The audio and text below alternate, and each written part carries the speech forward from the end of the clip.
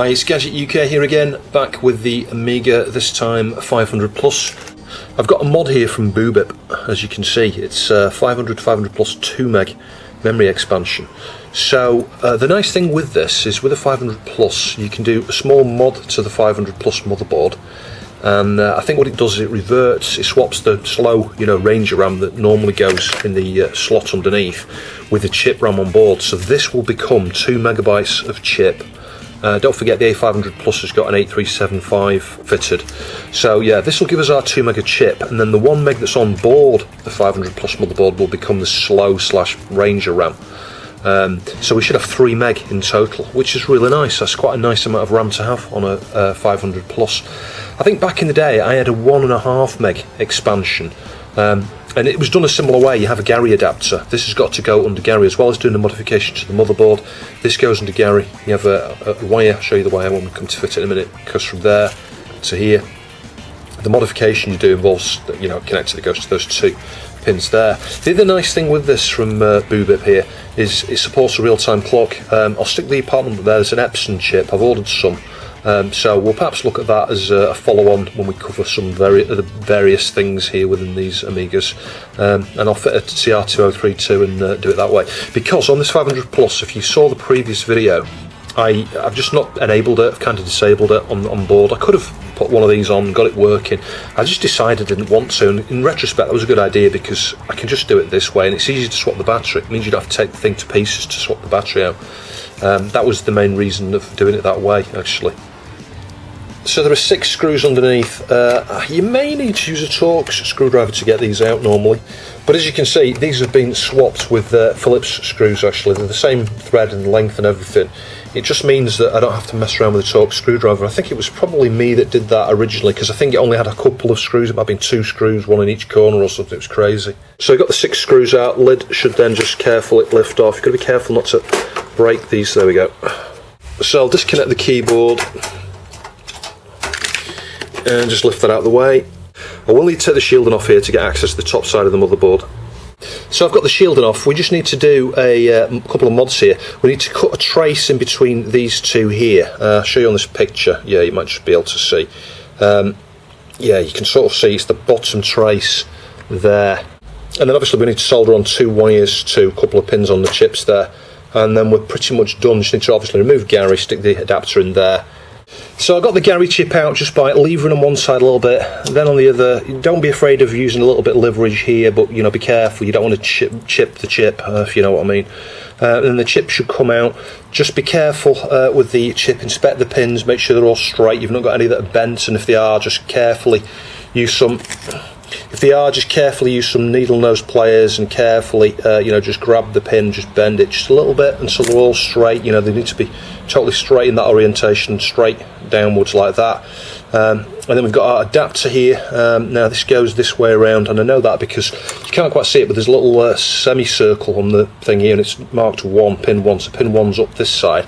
And if I look on the underside here, where is it? I saw it a minute ago.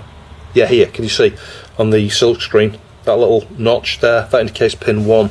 So we just need to carefully line up the pins with the socket and just carefully push down. Yeah, I'd recommend doing this on not on carpet, and ground yourself. If you've got an ESD wrist strap, wear it. You could buy one for about £5 off eBay, but that will just it connects to your wrist, and it just takes any static charge to ground.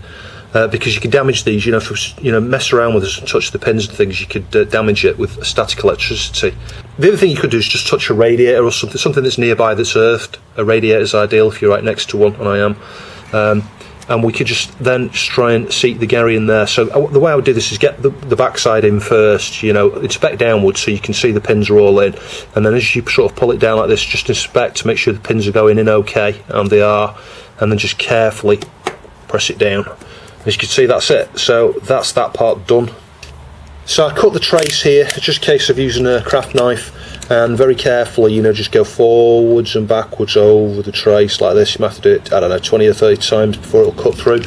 but be very careful. You want to move a little bit, use some magnification while you're doing it so you can see what you're doing.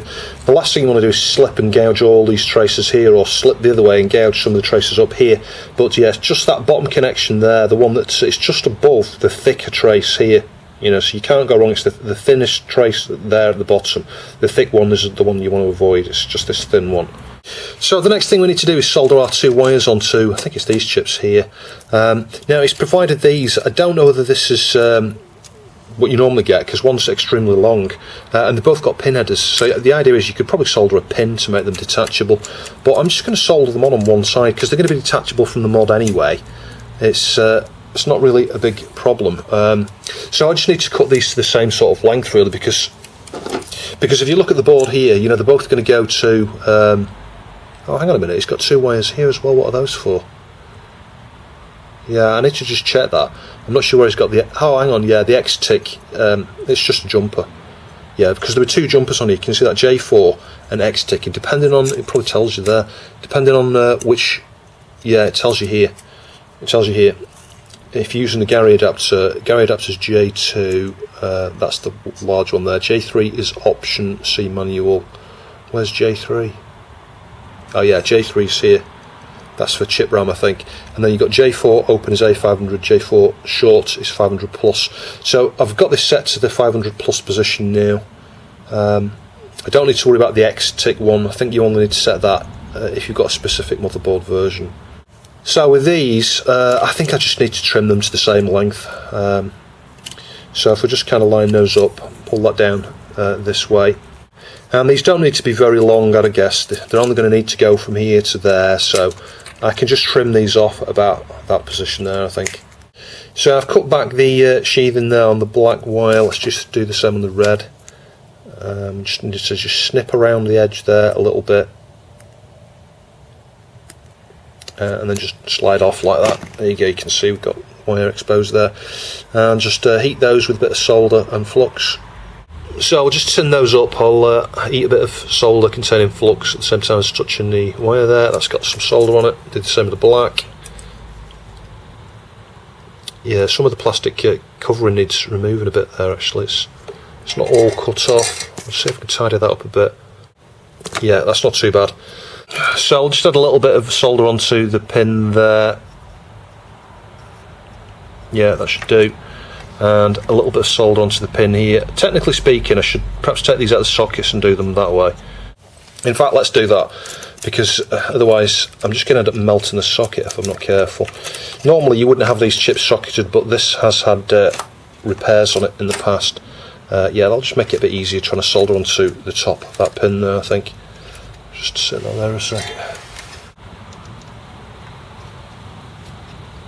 Yeah, there we go.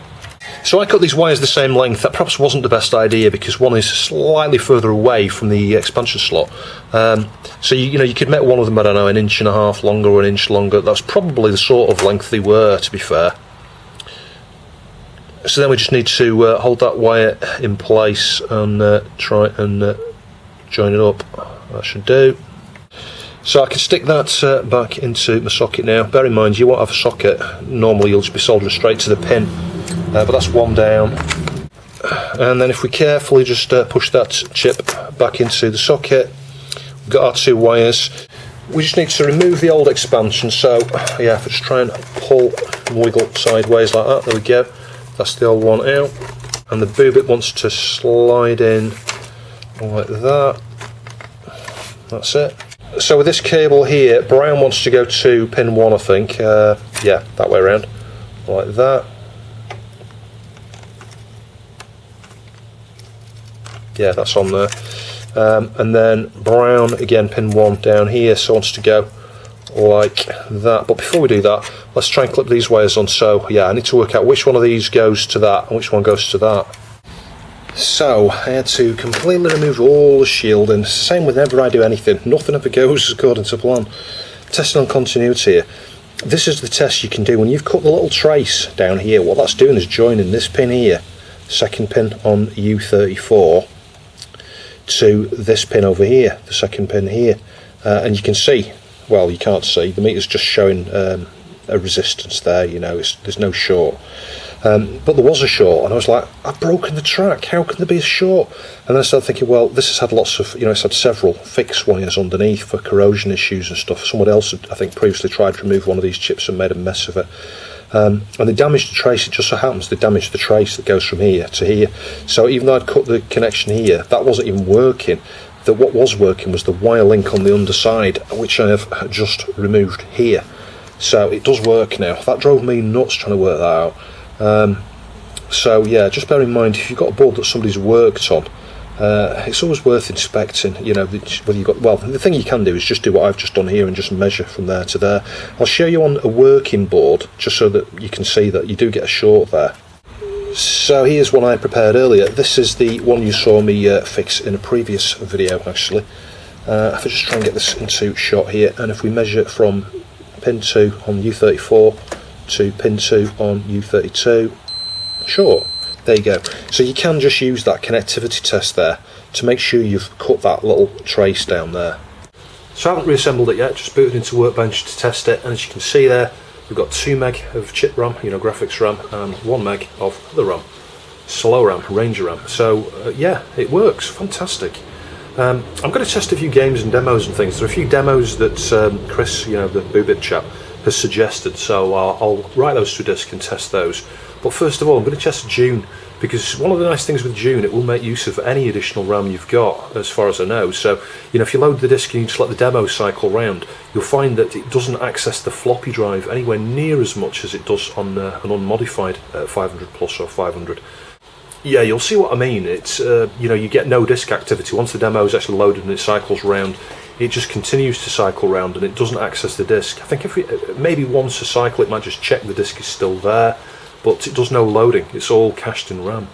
So obviously the best way to ensure you don't get heat problems on these is perhaps leave the shielding off, but yeah, I prefer to try and keep these as stock as I can, with regards to shielding and things like that. But let's just try and line this up. I'm going to stick 4 of these little heat sinks onto the Fat Agnes chip here. The reason being is because the Agnes chip gets so much hotter than anything else. The tests I've done here, I would say it's by far the hottest thing on the board. So I'll stick one down. They stick on quite well, very well, these. In fact, they don't come off. You can turn it upside down, knock it around and shake it around and stuff. And in fact, once they've been on there a short period of time, they're very hard to get off. Extremely hard to get off. I tried to pull one of these off a test SID chip I've got knocking around, and it took me a good 5 or 10 minutes to get the blooming thing back off again. But yeah, they do make a big difference. Despite the fact they're very small, they do make a huge difference to the temperature of these things. And obviously you want to try and keep these things running as long as possible. This particular 500 plus here has been partially recapped, as I showed in a previous video. It's had the audio coupling caps swapped out, and it's had the main smoothing caps here swapped out as well for some Panasonic low ESR ones, FR series.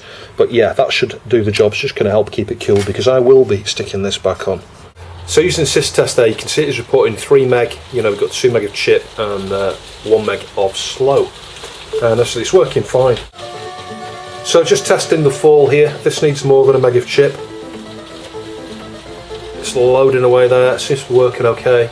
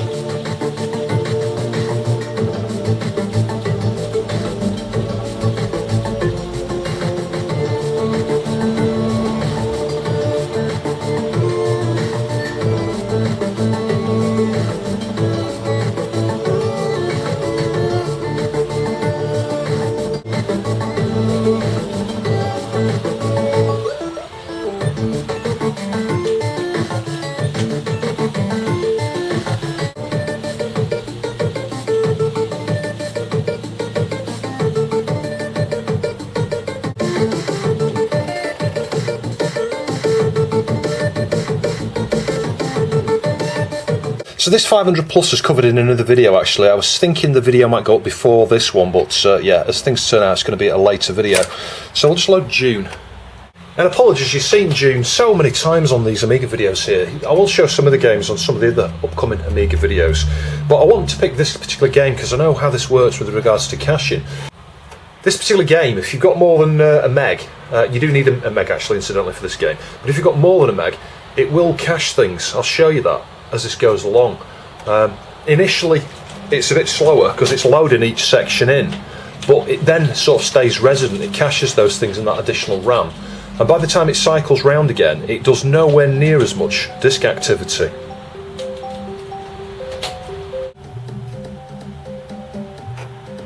So you can still hear it's still loading there. You can hear the drive. The drive light stays on all the time, but you can hear the drive.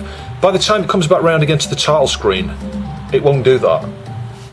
So we're approaching the end of the demo cycle here. It's pretty much finished its loading, I think. And we'll just watch the floppy drive. I'll point you back down there in a minute, and it should make hardly any noises at all when it's at the same point it was previously. So it's reset back to the title, showing Virgin Games. Whilst that's on, no reads.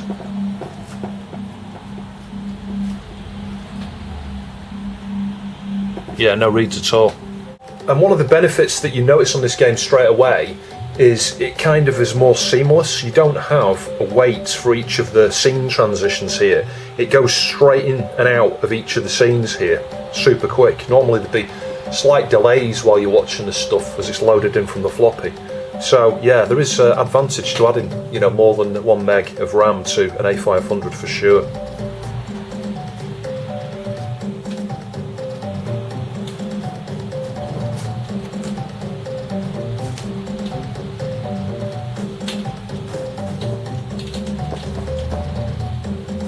So that was the Boobip 2MB RAM board, really nice.